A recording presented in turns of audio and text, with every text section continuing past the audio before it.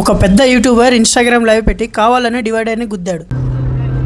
Let's go for the final drive and it's a good one.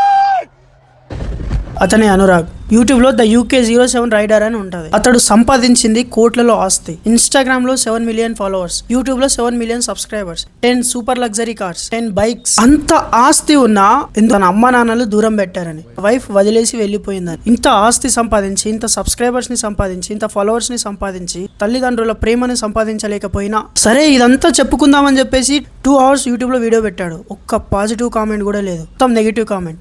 मैंने बहुत करोड़ों रुपए कमाया, पैसा कमाया, बट आज किसी यूज़ का नहीं है. 5 दिन हो चुके हैं, मैंने कुछ खाया नहीं है, ना ही सोया. आई नो, मतलब मैं पागलों वाली स्टेज पे पहुंच चुका हूँ, पागल हो चुका हूँ ऑलमोस्ट शायद तभी मैं ब्लॉग. సొసైటీకి చెప్పుకుందామన్నా సొసైటీ యాక్సెప్ట్ చేయట్లేదు. వాడి బాధను పేరెంట్స్ కి చెప్దామన్నా పేరెంట్స్ దూరం పెట్టారు. యాక్సిడెంట్ కి జస్ట్ బిఫోర్ ఏమన్నాడో తెలుసా? అమ్మ వచ్చే జన్మలోనైనా నాకు ప్రేమను పంచమ్మా అని చెప్పాడు.